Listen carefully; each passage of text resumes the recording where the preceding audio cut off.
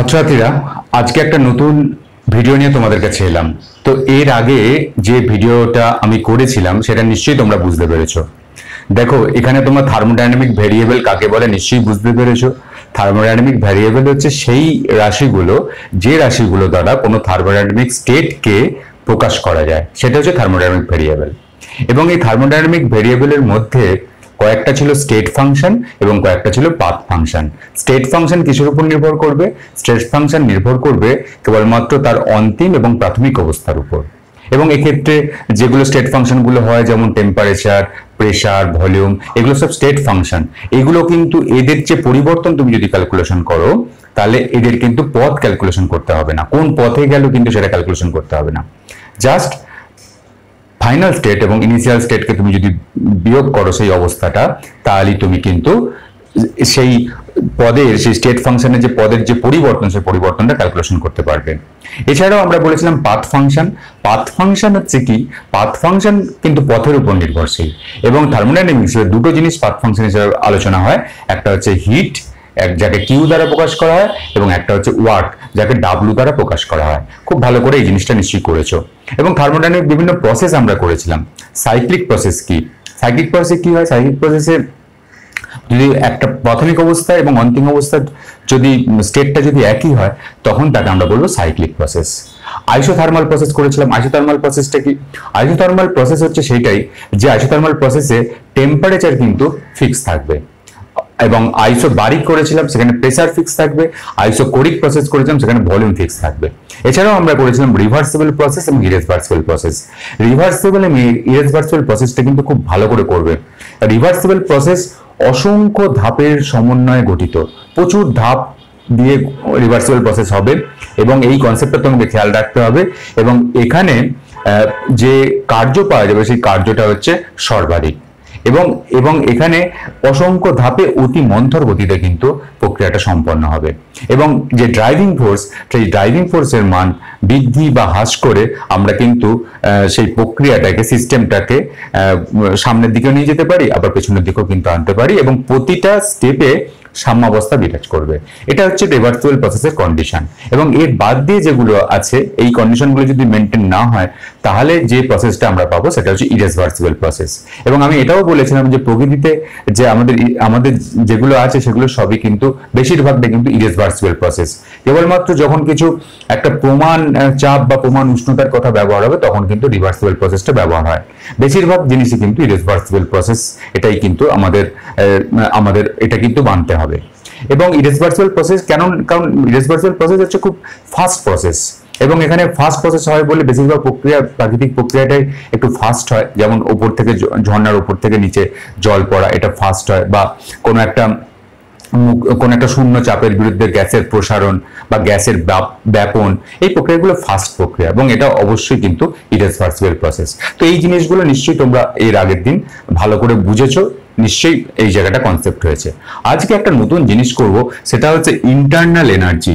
Internal energy, internal, এটা নতুন আজকের টপিক আলোচনা হবে। Internal energy. What is internal energy? বা ইন্টারনাল এনার্জি বাংলাটা হচ্ছে অভ্যন্তরীণ শক্তি। অভ্যন্তরীণ শক্তি, যাকে কিন্তু প্রকাশ করা হয় ইউ দ্বারা। ইন্টারনাল এনার্জিকে প্রকাশ করা হয় ইউ দ্বারা। ইউ, এটা অভ্যন্তরীণ শক্তি। দেখো, এখানে কথার নামের মধ্যেই আছে ইন্টারনাল এনার্জি। দেখো, ইন্টারনাল এনার্জি আমাদের সবার মধ্যেই কিছু না কিছু শক্তি কিন্তু বর্তমান।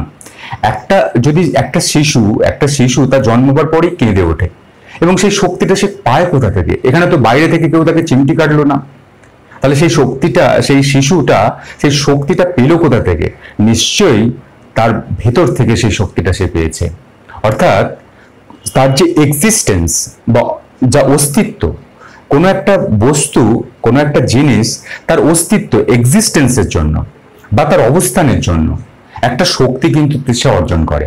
ধরো ঝর্ণার জল যখন কোন একটা, ধরো উপরের দিকে ঝর্ণার জলটাকে আমি কোন একটা বাঁধ দিয়ে বেঁধে রেখেছি। বাঁধ দিয়ে বেঁধে রাখা মানে কি? সেটা কিন্তু আমি একটা উপরের দিকে রেখে দিয়েছি, এবং সেটাকে তার মধ্যে কিন্তু একটা স্মৃতিশক্তির সঙ্গে সঙ্গে কিন্তু একটা ইন্টারনাল এনার্জি কিন্তু সঞ্চিত হয়েছে তার অবস্থানের জন্য কিন্তু একটা ইন্টারনাল এনার্জি কিন্তু তার সৃষ্টি হয়েছে। অর্থাৎ কোনো বস্তু বা কোনো বস্তুর মধ্যে একটা তার অস্তিত্বের জন্য, ফর এক্সিস্টেন্সের জন্য এবং তার অবস্থানের জন্য সেই বস্তু বা সেই সিস্টেমের মধ্যে কিন্তু একটা শক্তির সঞ্চার হয়। এই শক্তিটাকে আমরা বলবো ইন্টারনাল এনার্জি বা অভ্যন্তরীণ শক্তি। তাহলে ইন্টারনাল এনার্জি কি যদি বলা হয়, তাহলে তোমাদের কি বলতে হবে, যে কোনো সিস্টেম, এখানে আমরা সিস্টেম নিয়ে আলোচনা করছি, থার্মোডাইনামিক তো সিস্টেম নিয়ে আলোচনা হয়, যে কোনো সিস্টেম তার অস্তিত্ব এক্সিস্টেন্সের জন্য বা তার অবস্থানের জন্য, যদি অবস্থানের জন্য এক প্রকার শক্তি কিন্তু সে লাভ করে এবং সেই শক্তিটা দিয়ে সে কিন্তু কার্য করতে পারে এবং কার্য করতে পারে, বা সেই শক্তি দ্বারা তাপ বা আলোক এই জাতীয় জিনিস কিন্তু উৎপন্ন হতে পারে, এবং সেই ভেতরে থাকা যে শক্তি, সেই শক্তিটাকে আমরা বলবো ইন্টারনাল এনার্জি বা অভ্যন্তরীণ শক্তি। তো বিজ্ঞানীদের মনে এই ইন্টারনাল এনার্জি কথাটা এলো কোথা থেকে? আমি যে বাচ্চা ছেলের কথাটা ব্যবহার করলাম, এটা তো একটা ইন জেনারেল একটা আইডিয়া। তো দেখো, বিজ্ঞানীদের মধ্যে এই ইন্টারনাল এনার্জি কথাটা এলো সেইখান থেকেই, যখন বিজ্ঞানীরা দেখলেন যে কোনো জলকে যখন 1 অ্যাটমসফিয়ার চাপে যদি তুমি 0 ডিগ্রি সেলসিয়াস উষ্ণতায় জলকে নিয়ে যাও, তাহলে জল কিন্তু জমে বরফে পরিণত হবে, এবং জল যখন বরফে পরিণত হবে তখন কিছু পরিমাণ শক্তি নির্গত করবে। What is the source of this energy? এটা কিন্তু বিজ্ঞানীদের ভাবালো যে এই যে 80 ক্যালোরি যে শক্তি উৎপন্ন হলো, তাপ উৎপন্ন হলো, জল যখন জমে বরফে পরিণত হচ্ছে 1 অ্যাটমসফিয়ার চাপ এবং 0 ডিগ্রি সেলসিয়াস উষ্ণতায়, জল যখন জমে বরফে পরিণত হয় তখন 80 ক্যালোরি তাপ নির্গত করে। তো 80 ক্যালোরি এই তাপটা কোথা থেকে এলো? এই তাপটা এলো জলের অভ্যন্তরীণ শক্তি। এই তাপটা যেটা এলো সেটা জলের অভ্যন্তরীণ শক্তি থেকে এলো, অর্থাৎ ইন্টারনাল এনার্জি থেকে এলো। বা যখন তুমি কোনো কাঠকয়লাকে পোড়াচ্ছ, তো কাঠকয়লাকে পোড়ালে কয়লা কি করবে? কয়লা কিন্তু একটা তাপ উৎপন্ন করবে এবং আলো উৎপন্ন করবে, এবং এই তাপ এবং আলোটা আসছে কোথা থেকে?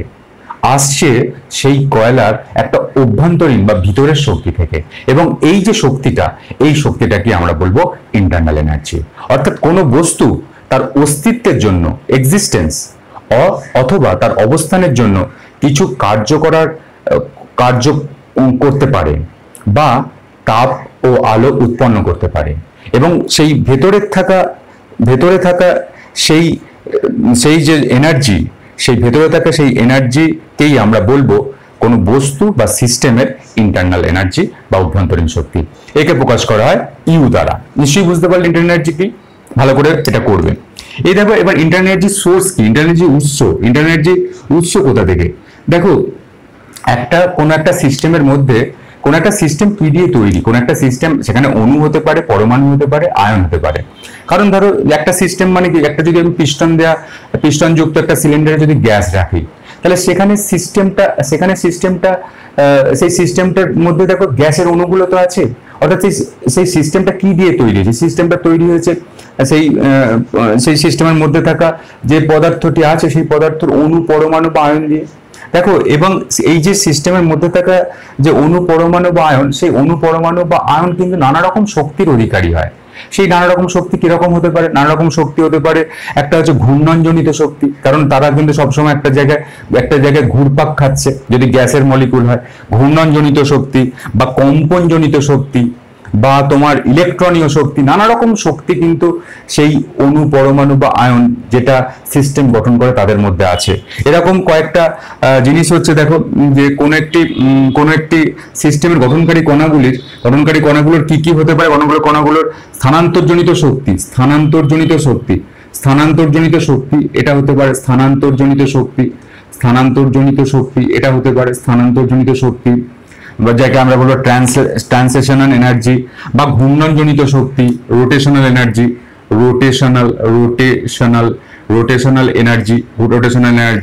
বা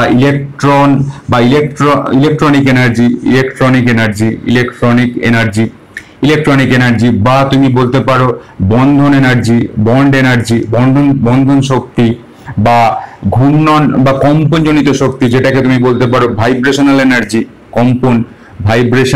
ভাইব্রেশনাল এনার্জি। তো এইরকম শক্তি কিন্তু কোনো একটা সিস্টেমের মধ্যে থাকা অণু বা পরমাণু বা আয়নের কিন্তু থাকে, এবং এই যে শক্তিগুলো থাকে, এই শক্তির কয়েকটা নাম মনে রাখবে তাহলেই হবে।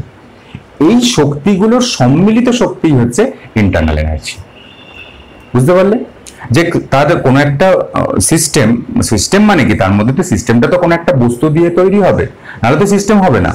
সেই সিস্টেমের মধ্যে যে বস্তুটা আছে, সেই বস্তু বা পদার্থটা আছে, সেই পদার্থের যে কণাগুলো আছে, সেই কণাগুলো নানা রকম শক্তির অধিকারী হয়। কোনো সময় স্থানান্তরজনিত শক্তি, rotational energy, electronic energy, bond energy, vibration energy, যে কোনো অনেকগুলো শক্তির কিন্তু অধিকারী হয়।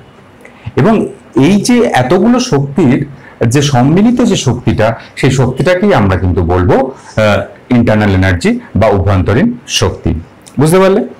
এবার দেখো তাহলে এই যে ইন্টারনাল এনার্জি উৎস কোথায়, যে এতগুলো যে শক্তি তাদের একটা সম্মিলিত যে শক্তিটাকেই আমরা ইন্টারনাল এনার্জি বলবো। এবার ইন্টারনাল এনার্জি সংক্রান্ত কয়েকটি ফ্যাক্ট আমাদের জানতে হবে, সাম ইম্পর্টেন্ট ফিচার্স, মানে কয়েকটি গুরুত্বপূর্ণ বিষয়, some important features of internal energy, some important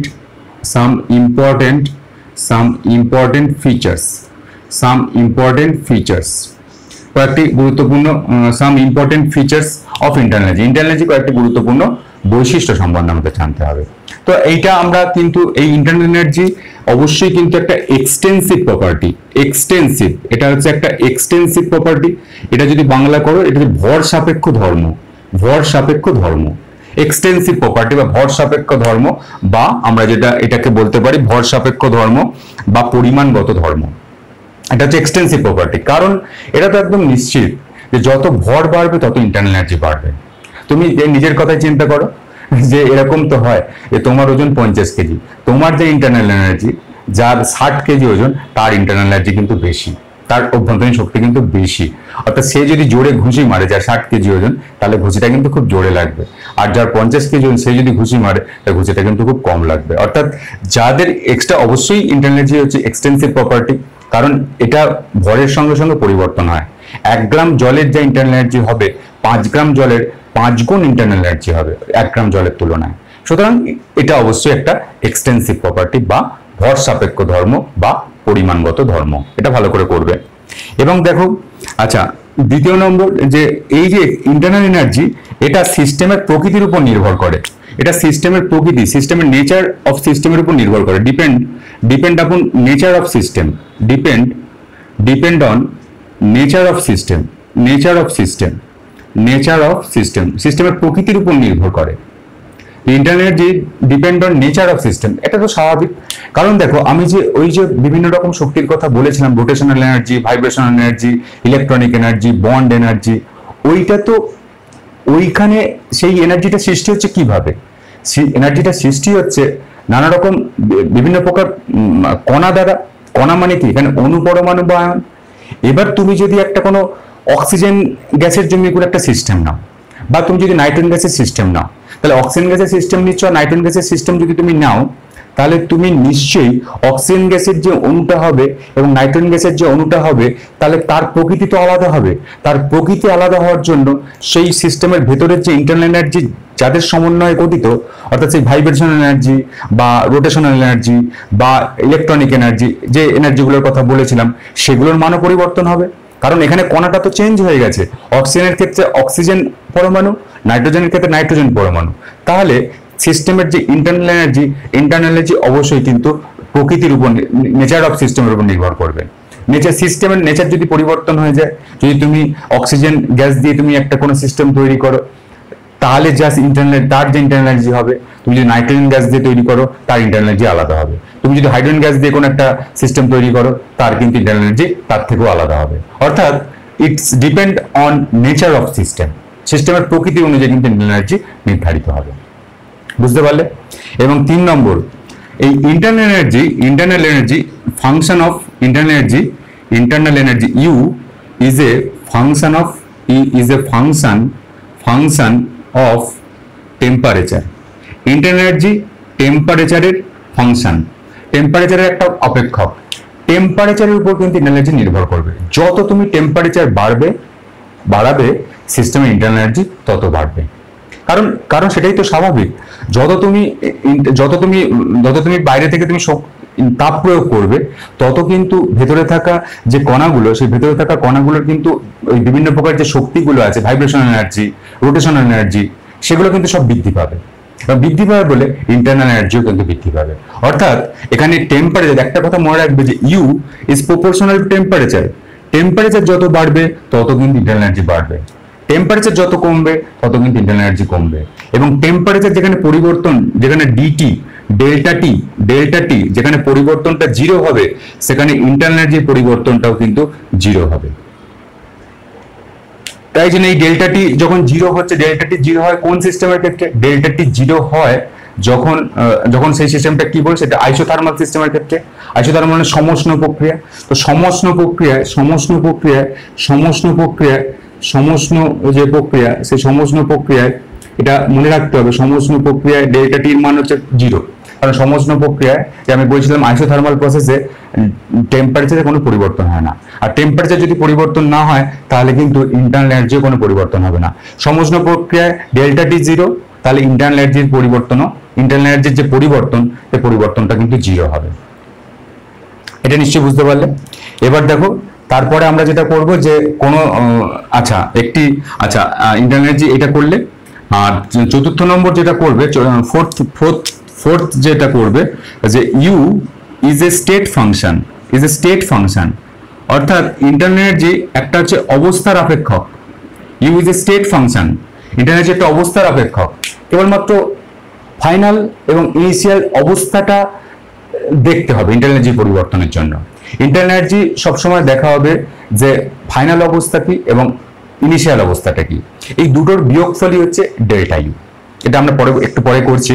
সুতরাং U is a state function. তুমি একটা কোনো বিক্রিয়াকে তুমি যে কোনো পথেই সম্পন্ন করো না কেন, তুমি এ প্রসেসে সম্পন্ন করো বা বি প্রসেসে সম্পন্ন করো, যে কোনো প্রসেসেই তুমি সম্পন্ন করো না কেন, প্রত্যেকটার ক্ষেত্রেই কিন্তু ইন্টারনাল এনার্জির যে পরিবর্তন, সেই পরিবর্তনটা কিন্তু একই হবে যদি ওই যে কোনো পথটার যদি ফাইনাল স্টেট এবং ইনিশিয়াল স্টেট যদি একই হয়। তাহলে ধরো যে কোনো একটা সিস্টেম, ধরো আমি এ থেকে বিতে যাব, এ থেকে বিতে আমি সোজা পথে যেতে পারি, 1 নম্বর পথে যেতে পারি, আবার ঘুরে যেতে পারি, আবার 3 রকম প্রসেসে আবার এরকম ভাবে যেতে পারি। অর্থাৎ এ থেকে আমি সিতে গিয়ে বিতে যেতে পারি, আবার এ থেকে ডিএতে গিয়ে বিএতে যেতে পারি, যা খুশি যেতে পারি। কিন্তু ইন্টারনাল এনার্জি যদি স্টেট ফাংশন হয়, আমাকে দেখতে হবে এটা বিটা হচ্ছে ফাইনাল স্টেট আর এটা হচ্ছে ইনিশিয়াল স্টেট। আমি দেখতে হবে যে বি এবং এ এর মধ্যে যে পার্থক্য, বি এর যে ইন্টারনাল এনার্জির পার্থক্য এবং এর ইন্টারনাল এনার্জির যে পার্থক্য, বি এর ইন্টারনাল এনার্জি এবং এর ইন্টারনাল এনার্জির মধ্যে যে পার্থক্য, সেই পার্থক্যটাই হচ্ছে অন্তঃশক্তির বা ইন্টারনাল এনার্জির পরিমাপ, ইন্টারনাল এনার্জির পরিবর্তন। বুঝতে পারলে?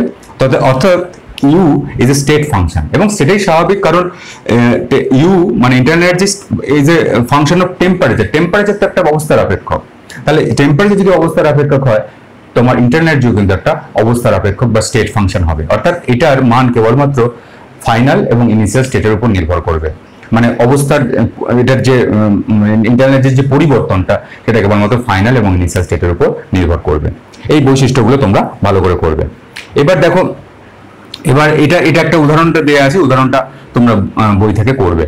এবার দেখো যে কোনো প্রক্রিয়ায় চেঞ্জ ইন ইন্টারনাল এনার্জি, তাহলে আমরা যেটা করব, দেখো কোনো প্রক্রিয়ায়, খুব সুন্দর আমি এই আলোচনাটা এখানেও বলে দিয়েছি আস্তে আস্তে করে, change in internal energy of a system, change in U of a system, change in internal of a system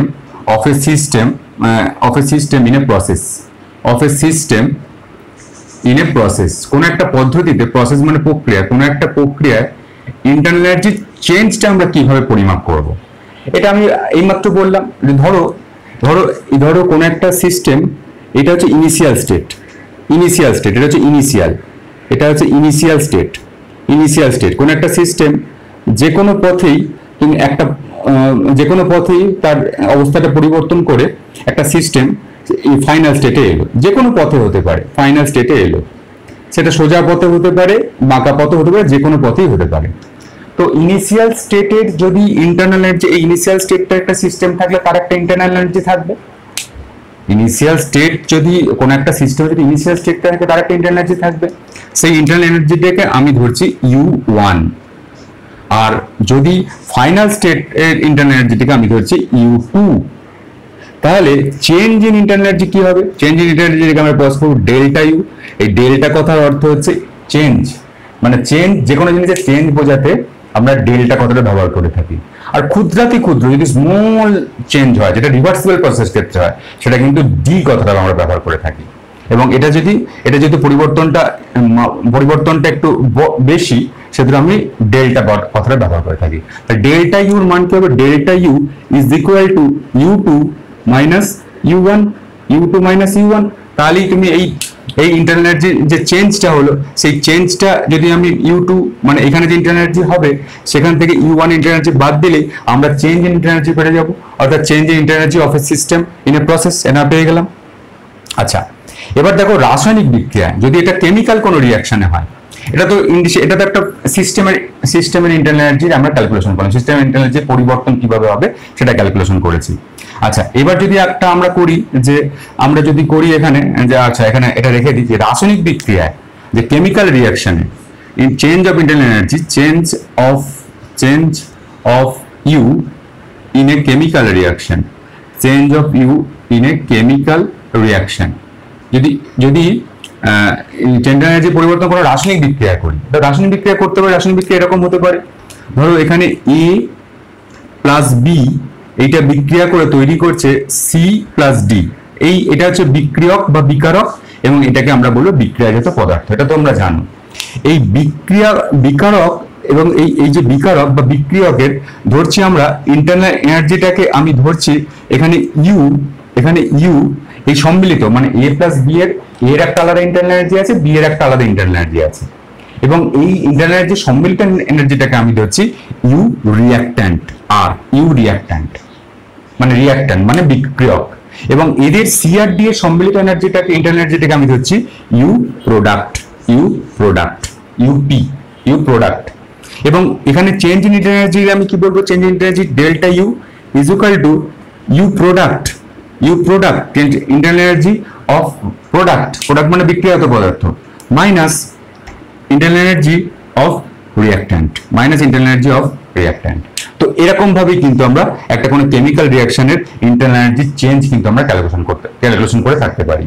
এবং তুমি এখানে দেখো, যদি ইউ রিঅ্যাক্ট্যান্ট যদি এখানে ইউ প্রোডাক্টের থেকে বেশি হয়, ইউ রিঅ্যাক্ট্যান্ট মানে U reactant internal energy of reactant is greater than U product. খুব ভালো করে দেখো, তাহলে এখানে রিঅ্যাক্ট্যান্টের মান এই প্রোডাক্টের থেকে বেশি, তাহলে একটা এই ইউপির মানটা হচ্ছে কম, ইউপির মানটা কম আর ইউআর এর মানটা বেশি।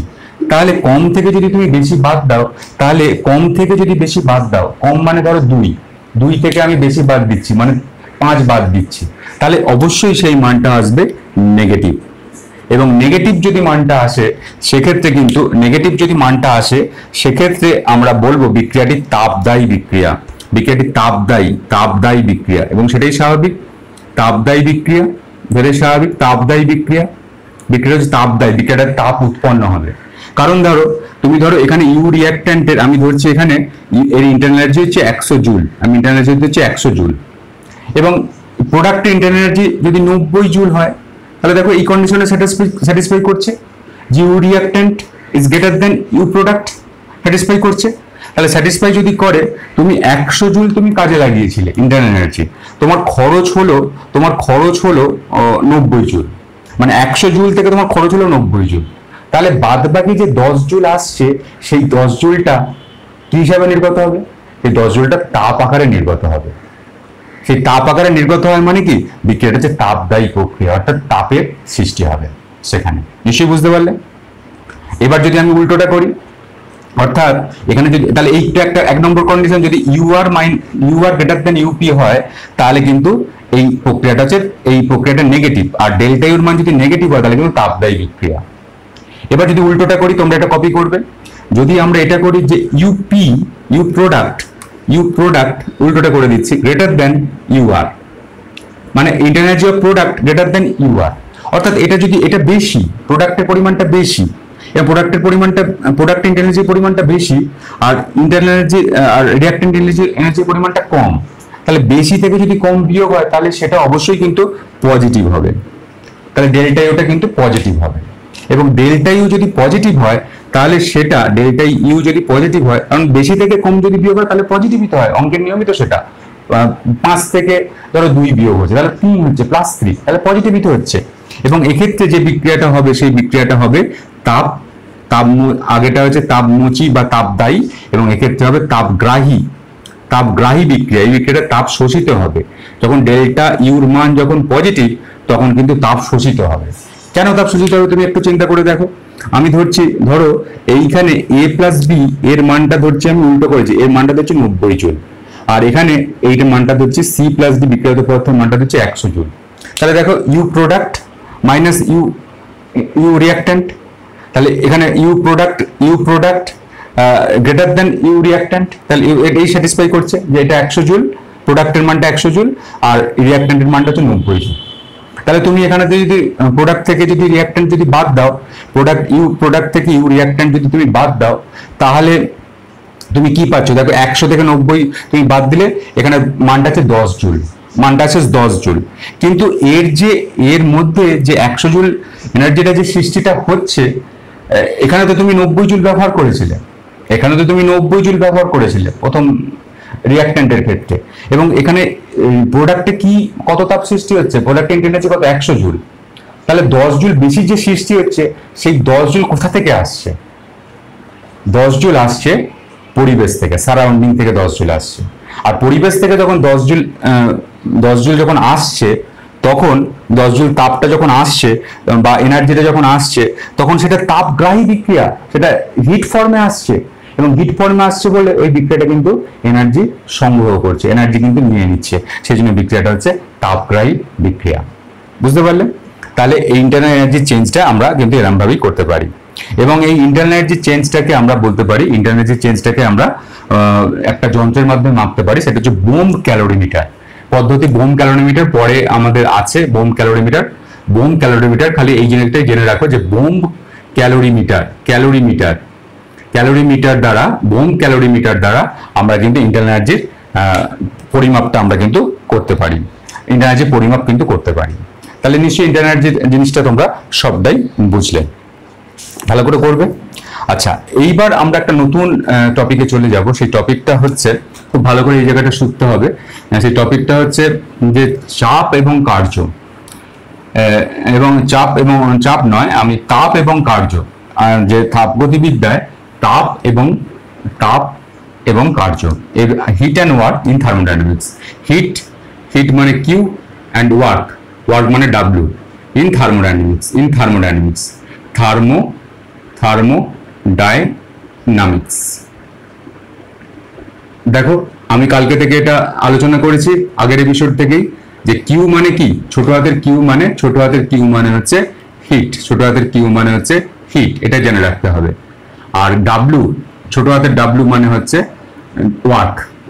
এবং এটা কি ফাংশন? এটা হচ্ছে পাথ ফাংশন, কারণ এখানে হিট এবং ওয়ার্ক এটা হচ্ছে পাথ ফাংশন, আমরা আলোচনা করব। দেখো এই কিউ এবং ডাব্লু এটা হচ্ছে মানে শক্তির পরিবর্তনের একটা মোড বলতে পারো। যে এখানে শক্তির পরিবর্তন, ধরো শক্তি এক জায়গা থেকে সিস্টেম থেকে সারাউন্ডিং এ, যে শক্তির যে সিস্টেম থেকে সারাউন্ডিং এ শক্তির যে আদান প্রদানটা হবে, সেই শক্তির আদান প্রদানটা কিসের মাধ্যমে হবে?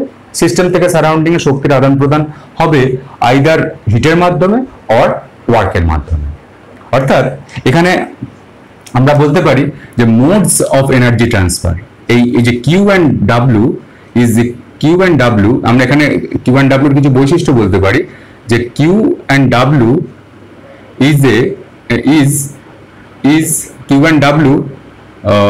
is modes of Q and W are modes of energy transfer. যে কোন মোডে, দেখো ভালো করে বোঝো ইংলিশ টার্মটা, যে Q and W are modes of energy transfer. যে কোন একটা সিস্টেম এবং সারাউন্ডিং এর মধ্যে এনার্জি ট্রান্সফারটা কোন ফর্মে হবে, কোন একটা সিস্টেম ও সারাউন্ডিং এর মধ্যে এনার্জি ট্রান্সফারটা আর কোন ফর্মে হবে, আইদার হিট ফর্মে হতে পারে কোন একটা সিস্টেমের আর একটা ওয়ার্ক ফর্মে হতে পারে। তাহলে সুতরাং এই Q and W are modes of energy transfer, যে কোন মোডে এনার্জি ট্রান্সফারটা সিস্টেম এবং সারাউন্ডিং এর মধ্যে হবে। আচ্ছা, energy transfer between system and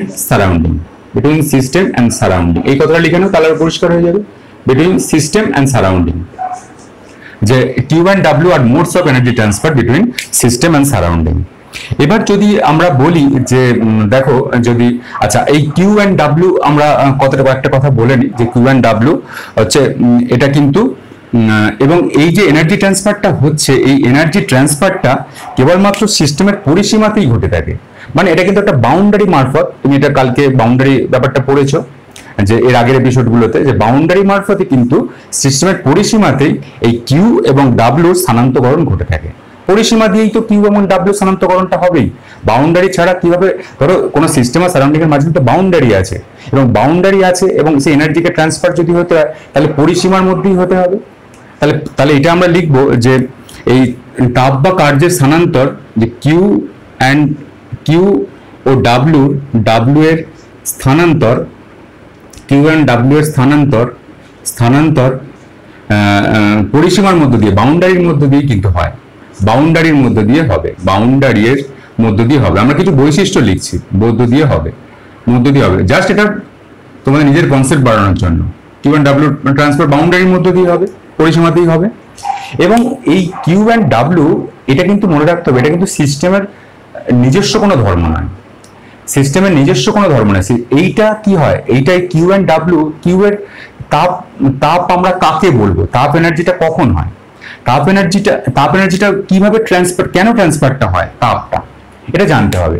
যে দেখো ইন্টারনাল আমাদের যেটা আলোচনাটা আমি করছি, দেখো যে কিউ, আচ্ছা আমি এটা লিখি, এটা তাহলে পরিষ্কার হবে, যে কিউ অ্যান্ড ডাব্লিউ এটা কিন্তু সিস্টেমের নিজস্ব ধর্ম নয়, এগুলি সিস্টেমের নিজস্ব ধর্ম কিন্তু নয়, সিস্টেমের নিজস্ব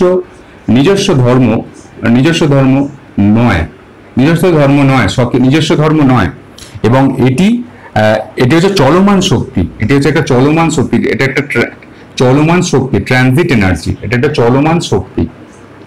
দেখো কিউ অ্যান্ড ডাব্লিউ সিস্টেমের নিজস্ব ধর্ম নয়, এটা চলমান শক্তি। এই কথাটা কেন বলা হচ্ছে? যে আমরা কিউ এবং ডাব্লিউ সেটা সিস্টেম থেকে তো উদ্ভূত হচ্ছে না, এইটা সিস্টেম থেকে উৎপন্ন হচ্ছে না, সিস্টেম এবং সারাউন্ডিং এর মধ্যে কিউ এবং ডাব্লিউ ট্রান্সফার খালি হতে সম্ভব হচ্ছে, কিন্তু এটা সিস্টেমের তো নিজস্ব শক্তি নয়।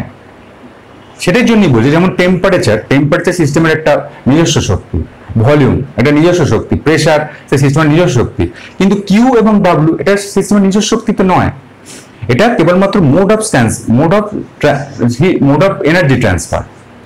এই মোড মানে এনার্জি ট্রান্সফার কি উপায় হতে পারে? আইদার কিউ উপায় হতে পারে, মানে হিট দ্বারা এবং ওয়ার্ক দ্বারা। এবং হিটের ট্রান্সফার কখন ঘটবে? হিটের ট্রান্সফার ঘটবে তখনই, ধরো এখানে তুমি কোনো সিস্টেম আছে, এখানে সিস্টেম আছে, এই সিস্টেমটার টেম্পারেচার হচ্ছে টি সিস্টেম, আমি ধরছি এখানে সিস্টেম আছে, এই টেম্পারেচার হচ্ছে টি সিস্টেম, এবং টি সিস্টেম, আর এখানে তোমার সারাউন্ডিং আছে, এটা তো সারাউন্ডিং, এই সারাউন্ডিং এর টেম্পারেচার হচ্ছে টি SURR, সারাউন্ডিং। আমি লিখেছি সব সংক্ষেপে, যে একটা সিস্টেমের টেম্পারেচার হচ্ছে টি সিস্টেম আর একটা সারাউন্ডিং এর টেম্পারেচার টি সারাউন্ডিং। আমি আলোচনা করছি যে হিটের ট্রান্সফার কোন দিক থেকে কোন দিকে হবে, হিটের ট্রান্সফার। এবং দেখো, এবং এক্ষেত্রে যদি আমি বলতে পারি যে টি সিস্টেম অর্থাৎ টেম্পারেচার অফ সিস্টেম যদি টেম্পারেচার অফ সারাউন্ডিং এর থেকে বেশি হয়, তাহলে কি হবে? তাহলে হিট অবশ্যই সিস্টেম থেকে সারাউন্ডিং এর দিকে চলে যাবে, কারণ হিটের যে ধর্মই হচ্ছে হিট সর্বদা বেশি টেম্পারেচার থেকে কম টেম্পারেচারের দিকে প্রবাহিত হয়। এবং এক্ষেত্রে কি সাহায্য নেবে? এক্ষেত্রে বাউন্ডারির সাহায্য নেবে, এই বাউন্ডারির মধ্য দিয়ে কিন্তু হিট কিন্তু বাইরে বেরিয়ে আসবে, অর্থাৎ সিস্টেম এখানে কিন্তু হিট উৎপন্ন করবে। আবার যদি বিপরীত ঘটনা ঘটে, যে যদি এখানে যদি টি সারাউন্ডিং এর মান is greater then T system, এই সিস্টেমের মানের থেকে যদি বেশি হয়, তাহলে কি হবে? তাহলে ঠিক বিপরীত ঘটনা ঘটবে, অর্থাৎ সারাউন্ডিং থেকে সিস্টেমে হিট ট্রান্সফার হবে, এবং দেখো এখানে হিটটা ট্রান্সফার হচ্ছে এবং এটা একটা one kind of energy transfer হচ্ছে। তাহলে মোডস অফ এনার্জি ট্রান্সফার এটা কিন্তু সিস্টেম, এটা কিন্তু তাপের মাধ্যমে হচ্ছে। এবং বেসিক্যালি তাপের যদি তুমি সংজ্ঞা দাও তাহলে তাপের সংজ্ঞাটা এরকম ভাবেই দিতে পারো যে উষ্ণতার পার্থক্য হেতু, কেবলমাত্র উষ্ণতার পার্থক্য হেতু যে শক্তি সিস্টেমের পরিসীমার মধ্য দিয়ে সিস্টেম ও পরিবেশের মধ্যে স্থানান্তরিত হয় তাকে তাপ বলে। কেবলমাত্র উষ্ণতার পার্থক্যের জন্য সিস্টেম আর তার পরিবেশের মধ্যে, কেবলমাত্র উষ্ণতার পার্থক্যের জন্য, দেখো সিস্টেম আর পরিবেশের মধ্যে কোনো উষ্ণতার পার্থক্যের জন্য যে শক্তি সিস্টেম থেকে সারাউন্ডিং এ বা সারাউন্ডিং থেকে সিস্টেমে ট্রান্সফার হয় তাকেই আমরা বলবো হিট বা তাপ, এটা আমরা বলতে পারি। ঠিক আছে, তাহলে তাপের সংজ্ঞাটা আমরা এরকম ভাবেই আমরা বলতে পারি। এবং তাপের এটা কিন্তু চলমান শক্তি, এবং এই চলমান শক্তি মানে কি, এখানে যদি সিস্টেম এবং সারাউন্ডিং এর যদি টেম্পারেচারটা যদি এক হয় তাহলে কিন্তু হিটের কোনো উৎপত্তি হবে না, মানে হিটের ট্রান্সফার কিন্তু হবে না। যদি এদের মধ্যে টেম্পারেচার যদি পার্থক্য হয়, ধরো সারাউন্ডিং এর টেম্পারেচারটা খুব বেড়ে গেছে, তখন কি হবে, তখন এই সারাউন্ডিং থেকে কিন্তু সিস্টেমের দিকে টেম্পারেচার, সেই সিস্টেমের দিকে হিটের কিন্তু একটা ফ্লো হবে। অর্থাৎ এটা চলমান শক্তি, মানে যদি চলমান শক্তি এটা কোনো একদম, এটা একটা চলমান শক্তি মানে কি, মানে এ কিন্তু হঠাৎ করেই কোনো মানে কোনো নিজস্ব বা স্বাধীন অবস্থাতেই কিন্তু এটা সৃষ্টি হচ্ছে না। কোনো একটা কারণে যদি এখানে সিস্টেমের টেম্পারেচার যদি বেড়ে যায়, সিস্টেমের টেম্পারেচার বেড়ে গেলে তবেই কিন্তু হিট জেনারেশন হচ্ছে, তবেই কিন্তু একটা চলমান শক্তি হিসেবে, মানে চলমান শক্তি, এবং এটা ট্রান্সফার হচ্ছে, মোশন, একটা মোশন দেখা দিচ্ছে। সুতরাং এটা কিন্তু একটা আমরা বলতে পারি যে এনার্জি ইন ট্রানজিট, এবং এটা সিস্টেমের নিজস্ব কোনো ধর্ম নয়, এটা কিন্তু কেবলমাত্র সিস্টেম এবং পারিপার্শ্বিকের যে উষ্ণতার যে পার্থক্যের উপরই কিন্তু এই ধর্মের সৃষ্টি হচ্ছে। নিশ্চয়ই বুঝতে পারলে? আচ্ছা, এবার দেখো, এবার এরকমও হতে পারে যে, এবং আমরা যেটা করব, এবং কার্যের ব্যাপারে কিছু কথা বলার আছে। কার্য, তো কার্য কাকে বলবো? কার্য মানে আমরা মূলত চাপ আয়তনিক কার্যের কথা বলবো। পিভি ওয়ার্ক আমরা বলেছি থার্মোডাইনামিক্সে কার্য বলতে চাপ আয়তনিক কার্যের কথা বলবো। এবং থার্মোডাইনামিক্স সিস্টেমের ক্ষেত্রে কি হয়, থার্মোডাইনামিক্স সিস্টেমের ক্ষেত্রে একটা কোনো যদি পিস্টন লাগানো যে কোনো গ্যাস সিলিন্ডার, পিস্টন লাগানো গ্যাস সিলিন্ডারটাকেই আমরা কিন্তু থার্মোডাইনামিক্সে একটা সিস্টেম বলে আমরা ধরবো। আমরা বলেছি যে এখানে এইটা কিন্তু পিভি ওয়ার্ক মানে কি, এখানে এটা ধরো, এটা হচ্ছে ভলিউম, এই গ্যাসের ধরো এর মধ্যে কোনো গ্যাস আছে, এটা হচ্ছে পিস্টন লাগানো গ্যাস সিলিন্ডার, এটা হচ্ছে গ্যাস আছে এবং গ্যাসের ভলিউম হচ্ছে ভি, এবং এখানে যে পিস্টন আছে সেই পিস্টনের উপর পিস্টনের উপর একটা কিন্তু চাপ আছে, পিস্টনের যে একটা চাপ আছে সেই চাপটাকে আমি ধরছি, পিস্টনের উপর একটা চাপ আমি ধরছি, সেই চাপটা হচ্ছে পিস্টনের যে চাপটা, এই প্রেসার ধরছি। এবং প্রাথমিক অবস্থায় দেখো, প্রাথমিক অবস্থায় পিস্টনের প্রেসারটাকে আমি, যেহেতু এটা এক্সটার্নাল বাইরের দিকে, পি এক্সটার্নাল আর পি যে ইন্টারনাল, এই ইন্টারনাল প্রেসারটা প্রথম অবস্থায় যখন সিস্টেমটা যখন কোনো পিস্টনের কোনো মুভ যখন হচ্ছে না, কোনো সরণ যখন হচ্ছে না, তখন পি এক্সটার্নাল আর পি ইন্টারনালটা সমান। অর্থাৎ পি ইন্টারনাল মানে গ্যাসের চাপ, আর এখানে পি এক্সটার্নাল মানে হচ্ছে পিস্টনের উপর যে চাপটা, বায়ুর চাপটা, এটা নিশ্চয়ই সমান আছে বলে পিস্টনের কোনো সরণ হচ্ছে না। এবার তুমি কি করলে, এবার তুমি পি এক্সটার্নালটাকে তুমি বাড়ালে, মানে চাপটাকে বাড়ালে। চাপটাকে যদি বাড়াও তাহলে কি হবে, তাহলে এই ভলিউমটা আস্তে আস্তে করে, গ্যাসের যে ভলিউমটা আস্তে আস্তে করে কমতে থাকবে।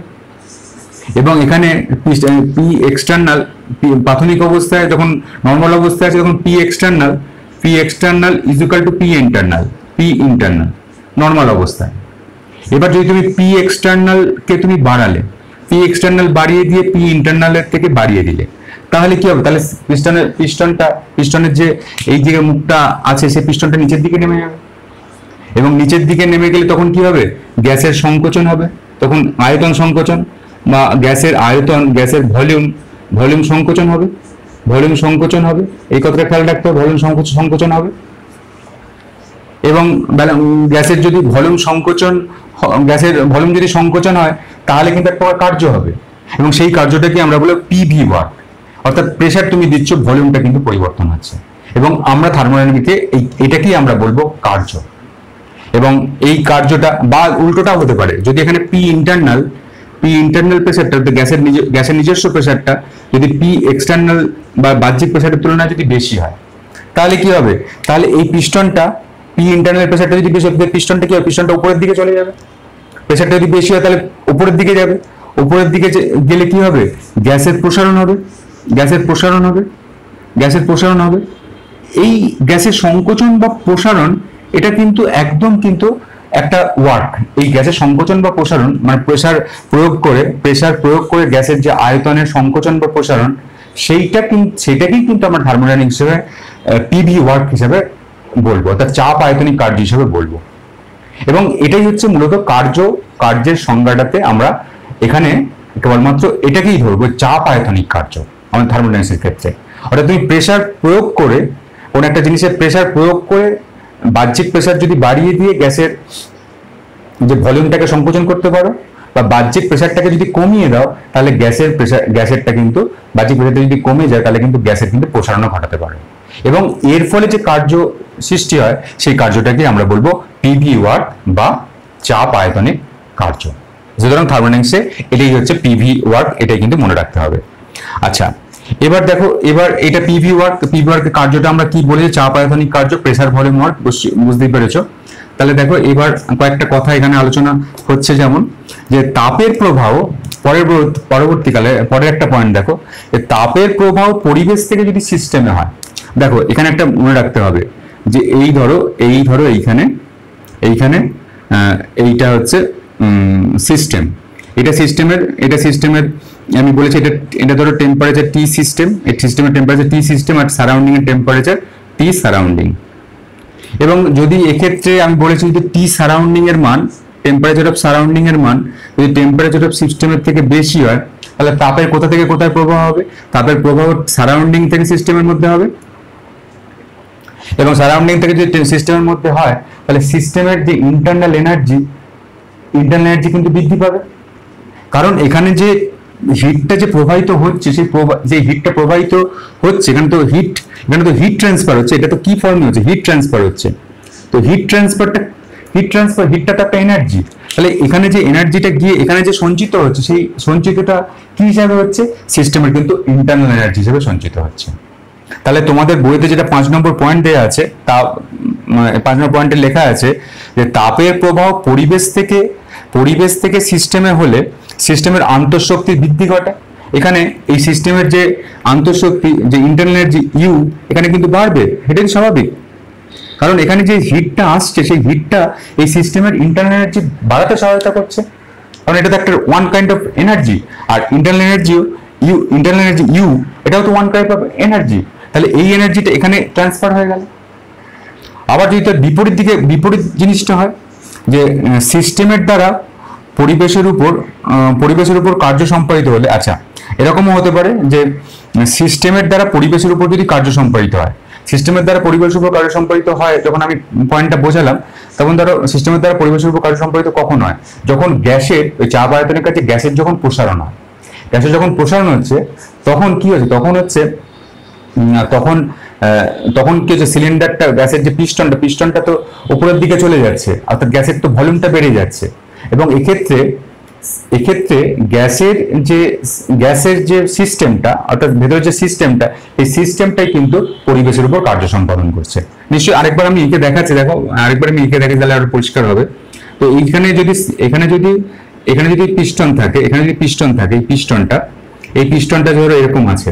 তো এইখানে যদি গ্যাসের যদি সিস্টেম দ্বারা, ধরো এখানে তো সিস্টেম দ্বারা যদি কার্য সম্পাদিত হয়, এটা তো সিস্টেম দ্বারা যদি কার্য সম্পাদিত হয়, মানে কি গ্যাসের প্রসারণ হবে, কারণ গ্যাসের সিস্টেম দ্বারা কার্য সম্পাদিত হচ্ছে, তখন সিস্টেম কিছু কার্য করছে, মানে গ্যাসের তখন প্রসারিত হবে। ধরো এটা সিস্টেম, এখানে আছে সিস্টেম, এটা সিস্টেম, আর এটা হচ্ছে সারাউন্ডিং, SURR সারাউন্ডিং। সিস্টেম দ্বারা কার্য সম্পাদিত হলে গ্যাসের প্রসারণ হবে, এবং সেক্ষেত্রে সিস্টেমের যে প্রেসারটা, সেই প্রেসারটা, অর্থাৎ গ্যাসের যে প্রেসারটা বেশি হবে। এবং সিস্টেম দ্বারা যখন সিস্টেম দ্বারা পরিবেশের উপর যখন কার্য সম্পাদিত হবে, তখন সিস্টেম তো কিছু একটা খরচ করছে, সিস্টেমের তো একটা কার্য যখন করছে, সিস্টেম যখন পরিবেশের উপর যখন কার্য করছে, এখানে মোডস অফ এনার্জি ট্রান্সফারের একটা মোট এনার্জি ওয়ার্ক সিস্টেম যখন পরিবেশের উপর কার্য করছে তখন সিস্টেমের যে ইন্টারনাল এনার্জি আছে সেই ইন্টারনাল এনার্জি তো খরচ হয়ে যাবে। সিস্টেমের মধ্যে একটা ইন্টারনাল এনার্জি তো আছে, তাহলে সিস্টেমের ইন্টারনাল এনার্জি যদি খরচ হয়ে যায় তাহলে সিস্টেমের ইন্টারনাল এনার্জি কিন্তু হ্রাস পাবে। অর্থাৎ কোনো সিস্টেম যখন সারাউন্ডিং এর উপর কার্য করে, এখানে চাপ আয়তনিক কার্যের কথাই ধরতে হবে, অর্থাৎ গ্যাসের যখন প্রসারণ হয় তখন কিন্তু যে কার্য সম্পাদন করে তখন সিস্টেমের কিন্তু ইন্টারনাল এনার্জিটা হ্রাস ঘটে। এবং পরিবেশ দ্বারা সিস্টেমের উপর কার্য সম্পাদিত হলে, ধরো পরিবেশের দ্বারা এই সারাউন্ডিং থেকে যদি এখানে সারাউন্ডিং থেকে সিস্টেমের উপর কার্য সম্পাদিত হচ্ছে, সারাউন্ডিং থেকে সিস্টেমের কার্য সম্পাদিত হচ্ছে মানে কি তুমি গ্যাসের তুমি এক্সটার্নাল প্রেসারটাকে আরো বাড়িয়ে দিচ্ছ। এক্সটার্নাল প্রেসারটাকে যদি বাড়িয়ে দাও তাহলে কিন্তু গ্যাসের সংকোচন হবে। তখন গ্যাসের যদি সংকোচন, তখন সিস্টেম থেকে সারাউন্ডিং এর উপর কার্য সম্পাদন হবে। সিস্টেম থেকে যদি সারাউন্ডিং এর উপর যদি কার্য সম্পাদন হয় তাহলে কি দেখো এখানে যদি কার্যটাও এক প্রকার এনার্জি, এবং এখানে এনার্জিটা সারাউন্ডিং থেকে সিস্টেমের দিকে সঞ্চারিত হচ্ছে, এবং সারাউন্ডিং থেকে যদি সিস্টেমের দিকে সঞ্চারিত হয় তাহলে সিস্টেমের কিন্তু ইন্টারনাল এনার্জির মানটা বেড়ে যাবে। অর্থাৎ সিস্টেম যদি পরিবেশের উপর কার্য সম্পাদন করে তাহলে সিস্টেমের ইন্টারনাল এনার্জির মানটা কমবে, আর সারাউন্ডিং যদি পরিবেশের উপর কার্য সম্পাদন করে অর্থাৎ যদি গ্যাসের যখন সংকোচন হবে তখন কিন্তু ইন্টারনাল এনার্জির যে মানটা, সিস্টেমের ইন্টারনাল এনার্জির মানটা তখন কিন্তু বৃদ্ধি পাবে। এই জায়গাটা করবে। আর এটা কিন্তু তাপ আর কার্য, আর পরেরটা আছে যেটা লাস্ট পয়েন্টটা 6 নম্বর পয়েন্টটা, যে তাপ এবং কার্য এই Q and W is a path function, is a path function q and w is a path function, একটা পথের অপেক্ষক। এটা কিন্তু স্টেট ফাংশন নয়। সুতরাং দেখো কিউ অ্যান্ড ডাব্লিউ নিয়ে আমরা কিন্তু ডিটেলস আলোচনা করলাম, যে what is Q, what is তাপ এবং হোয়াট ইজ ওয়ার্ক। এই কয়েকটা পয়েন্ট কিন্তু তোমরা একটু খেয়াল রাখবে। এবার দেখো যেটা সব থেকে ইম্পর্টেন্ট জিনিস আমরা করবো, sign convention of heat and Q and W. দেখো সাইন কনভেনশন এটা কিন্তু খুব ভালো করে এই জিনিসটা করতে হবে। এটা কিন্তু খুব ছোট্ট একটা জিনিস, কিন্তু খুব ভালো করে করতে হবে। যে sign convention of Q and W, sign convention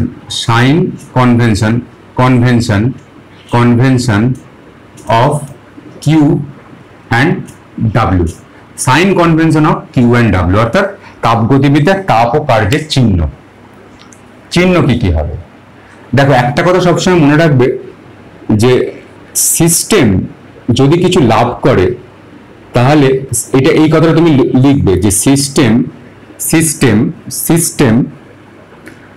যদি কিছু লাভ করে তাহলে সেটি পজিটিভ হবে, তাহলে সেটি পজিটিভ বা ধনাত্মক পজিটিভ হবে। এই কথাটা মনে রাখতে হবে। সিস্টেম যদি কিছু লাভ করে তাহলে সেটা পজিটিভ হবে। আর সিস্টেমের যদি কিছু লস হয়, সিস্টেমের যদি কিছু লস বা ক্ষতি হয় তাহলে সেটি নেগেটিভ হবে। জাস্ট কথাটা লেখো, আমি তোমাকে বুঝিয়ে দিচ্ছি যে এটি নেগেটিভ হবে। সিস্টেম যদি কিছু লাভ করে তাহলে সেটি পজিটিভ হবে, আর সিস্টেমের যদি কিছু ক্ষতি হয় তাহলে সেটা নেগেটিভ হবে। এবার দেখো আমি সাইন কনভেনশন মানে কিউ যে চিহ্নটা আমরা কি হিসেবে ধরবো। ধরো আমি এখানে আরেকবার বলছি, এইটা আমার সিস্টেম, এটা হচ্ছে আমার সিস্টেম, এটা আমার সিস্টেম। এই সিস্টেমের টেম্পারেচারটাকে আমি ধরছি টি সিস্টেম, ঠিক আছে। আর এইখানে আমার আছে সারাউন্ডিং, এখানে আছে আমার সারাউন্ডিং, এই সারাউন্ডিং আছে, পরিবেশ আছে, সারাউন্ডিং এবং সারাউন্ডিং মানে পরিবেশটা চারিদিকে ঘুরে আছে এবং চারিদিকে বিস্তৃত আছে, এবং এই সারাউন্ডিং এর আমি টেম্পারেচারটাকে ধরছি টি SURR, এটা সারাউন্ডিং এর টেম্পারেচার। এবার দেখো যদি সিস্টেমের T system is greater than T surrounding হয়, খুব ভালো করে দেখো, টি সিস্টেম যদি গ্রেটার দ্যান টি সারাউন্ডিং হয় তাহলে এনার্জি কোথা থেকে কোথায় ট্রান্সফার হবে, তাহলে সিস্টেম থেকে এনার্জি ট্রান্সফার হবে সারাউন্ডিং এ। কারণ এনার্জি বলতে কি এখানে হিট ট্রান্সফার, এখানে কিউ আমি যদি কিউ এর কথা ধরি, কিউ এর কথা, কিউ এখানে কিউ, এই কিউ ট্রান্সফার হবে কোথা থেকে কোথায়?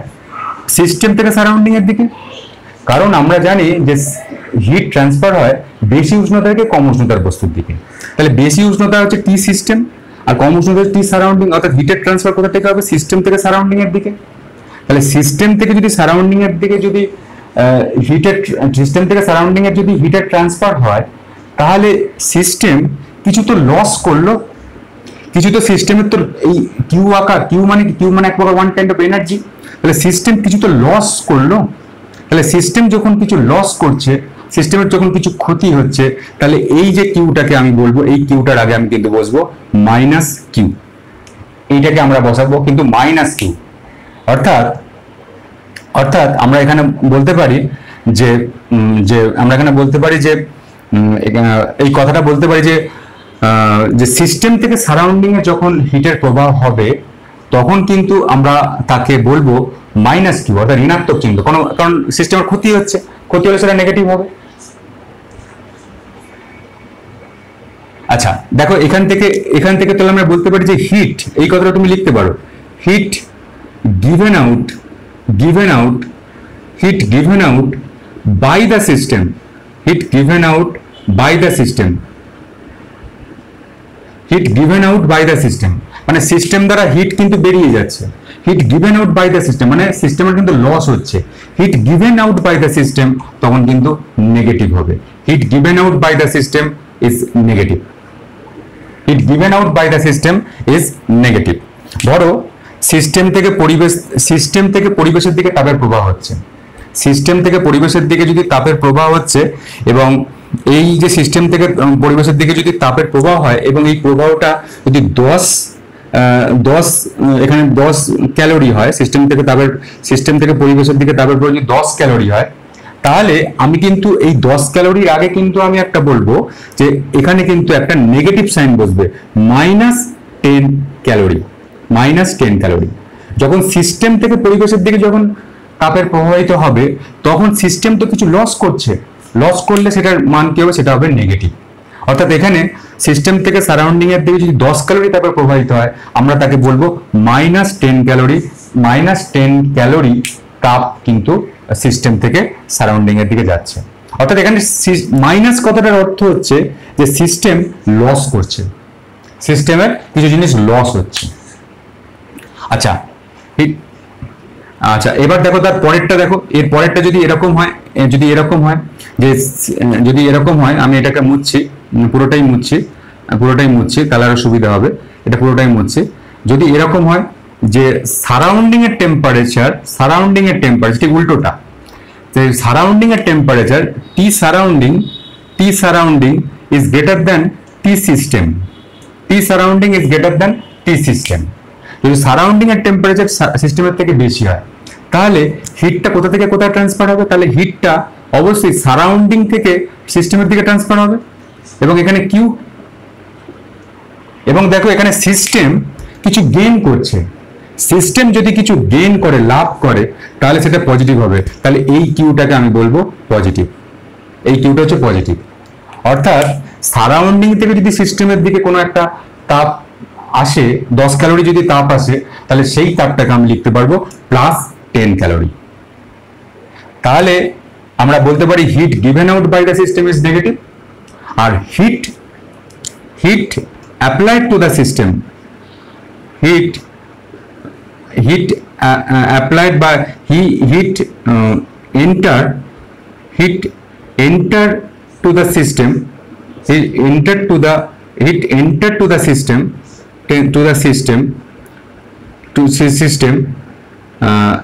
is positive। যখন হিট সিস্টেমের মধ্যে এন্টার করছে, সিস্টেম ইজ নেগেটিভ, এখানে ইজ কথাটা ব্যবহার করো, ইজ নেগেটিভ। তাহলে দেখো হিট যখন সিস্টেমের মধ্যে এন্টার করছে, তখন কিন্তু আমরা সেটাকে পজিটিভ দ্বারা প্রকাশ করব। বুঝতে পারলে? তাহলে এখানে সাইন কনভেনশনটা কিন্তু খুব দরকার, নাহলে কিন্তু যোগ বিয়োগ ভুল হয়ে যায়, পরে অঙ্ক করব। যে হিট যখন given out by the system, তাহলে কিন্তু নেগেটিভ, অর্থাৎ এনার্জি কিন্তু সিস্টেমে কিন্তু লস হচ্ছে। Heat given out by the system is negative. আর heat enter to the system মানে হিট যখন সিস্টেমের মধ্যে প্রবেশ করছে, তখন তো সিস্টেমের লাভ হচ্ছে, সেটাকে আমরা কিন্তু বলবো পজিটিভ। ঠিক আছে, এবার এটা এই কথাটা তোমরা লিখবে। এবার আমরা কার্যের ক্ষেত্রে ধরি। কার্যের ক্ষেত্রে একই জিনিস হবে, কার্যের ক্ষেত্রে কনসেপ্ট একই হবে। হিট কার্যের ক্ষেত্রে একই কনসেপ্ট হবে। সেই পিস্টন লাগানো যে সিলিন্ডার, সেটাই আমরা মূলত আনবো, পিস্টন লাগানো সিলিন্ডার, এবং এখানে গ্যাস আছে এবং এখানে একটা পিস্টন লাগানো আছে, এই পিস্টন লাগানো আছে। এবং এখানে এটা হচ্ছে সিস্টেম, তোমার এইটা হচ্ছে সিস্টেম, আর এটা হচ্ছে সারাউন্ডিং। এবার দেখো, এবার যদি আমরা এখানে করি যে সিস্টেম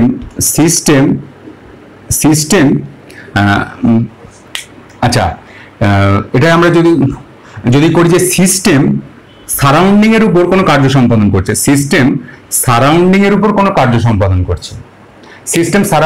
কার্য সম্পাদন করছে, এর মানে কি? সিস্টেম সারাউন্ডিং এর উপর কার্য সম্পাদন করছে মানে কি? যে সিস্টেম দ্বারা কোনো কার্য হচ্ছে, সিস্টেম দ্বারা যখন কার্য হচ্ছে তখন মানে কি? যে সিস্টেমের এখানে ধরো গ্যাস তো আছে, এখানে গ্যাস আছে, গ্যাসের ভলিউমটা হচ্ছে ভি, তো গ্যাসের ভলিউমটা আছে ভি, এবং যে ভেতরে যে গ্যাসটা আছে প্রেসার হচ্ছে পি, এবং বাইরে যে পিস্টনটা আছে সেই প্রেসারটাকে সেই পিস্টনের প্রেসার আমি ধরছি P external pressure, EXT external pressure আছে। তাহলে সিস্টেম যখন সারাউন্ডিং এর উপর কোনো কার্য সম্পাদন করছে, সিস্টেম সারাউন্ডিং এর কার্য সম্পাদন কখন করবে? যখন P is greater then P external হবে। তখন কি হবে? তখন এই যে গ্যাসের যে সিলিন্ডারটা, এই গ্যাসের সিলিন্ডারের যে ভলিউমটা আরো বাড়বে। যখন প্রেসারটা যখন বাড়ছে, তখন কিন্তু এই ভলিউমটা, এই সিলিন্ডারের যে পিস্টনটা আছে, পিস্টনটা আর উপরের দিকে চলে যাবে, উপরের দিকে চললে ভলিউমটা বাড়বে। তাহলে এখানে সিস্টেম সারাউন্ডিং এর উপর কার্য সম্পাদন করছে, এবং সিস্টেমের তো সারাউন্ডিং এর উপর কার্য সম্পাদন করছে তখন সিস্টেম কার্য সম্পাদন করছে, এবং সিস্টেমের লস হচ্ছে। সিস্টেম যখন কার্য সম্পাদন করছে তখন সিস্টেমতে কিছু লস হচ্ছে, সেই লসটা হচ্ছে বলে তখন যখন সিস্টেম সারাউন্ডিং এর উপর কার্য সম্পাদন করে, তখন আমরা বলবো যে যখন লস হয় তখন সেটা নেগেটিভ। অর্থাৎ work done by the system is negative. Work done by the system is negative, কারণ সিস্টেমের লস হচ্ছে। এবং work done by the system, যখন সিস্টেম দ্বারা কোনো কার্য সম্পাদন হবে তখন অবশ্যই এই যে গ্যাসের ভলিউমটা বাড়বে, এবং গ্যাসের ভলিউমটা বাড়বে অর্থাৎ গ্যাসের কিন্তু তখন প্রসারণ হবে, অর্থাৎ তখন এখানে কিন্তু গ্যাসের প্রসারণ হবে।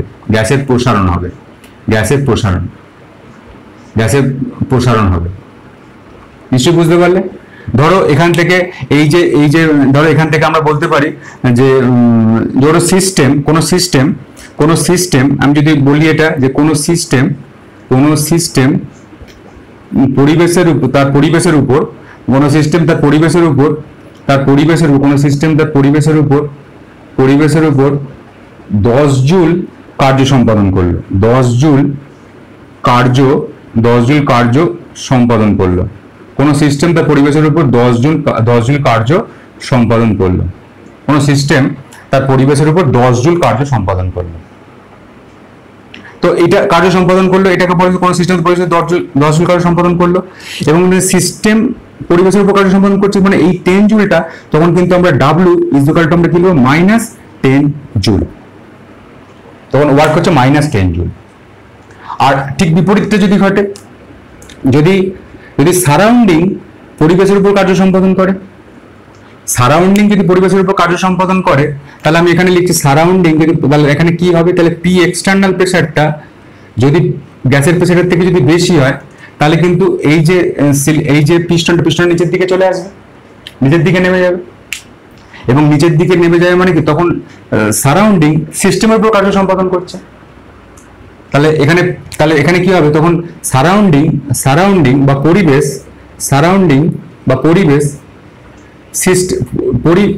সিস্টেমের উপর কার্য সম্পাদন করছে, সিস্টেমের উপর কার্য সম্পাদন করছে,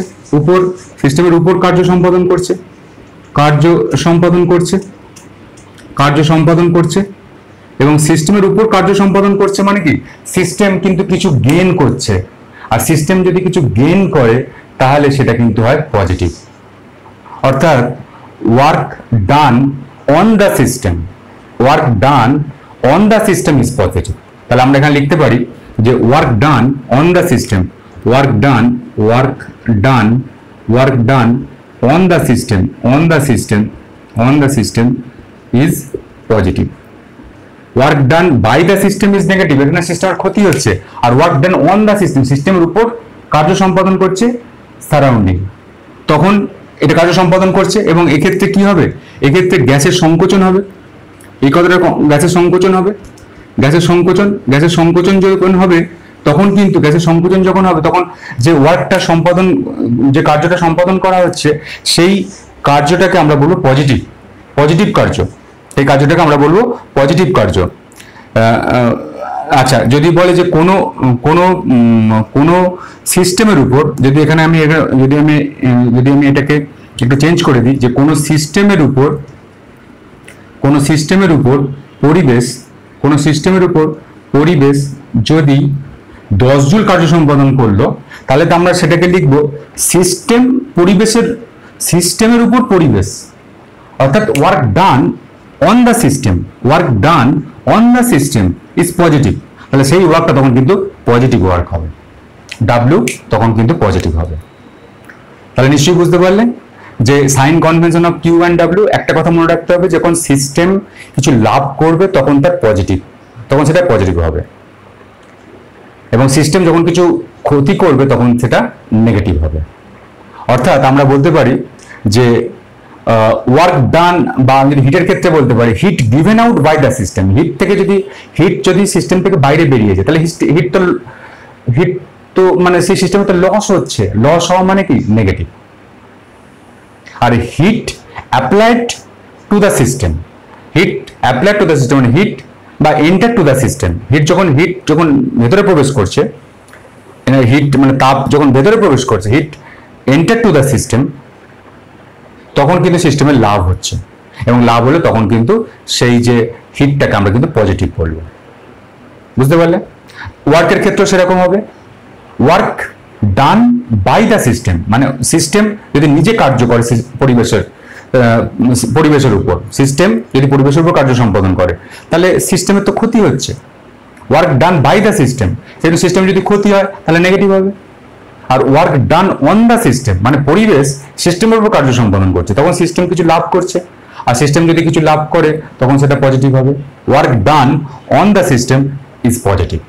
এই সাইন কনভেনশন কিন্তু ভালো করে করতে হবে, নাহলে একটা সিম্পল অঙ্ক কিন্তু যোগ বিয়োগের অঙ্ক, বুঝতেই পারছো সাইন কনভেনশনে যদি যোগ বিয়োগের যদি চিহ্নটা যদি ভুল হয়ে যায় তাহলে কিন্তু তুমি যোগ বিয়োগের এরপরে যে অঙ্ক আছে সেগুলো সিম্পল সোজা অঙ্কটাও ভুল হয়ে যাবে।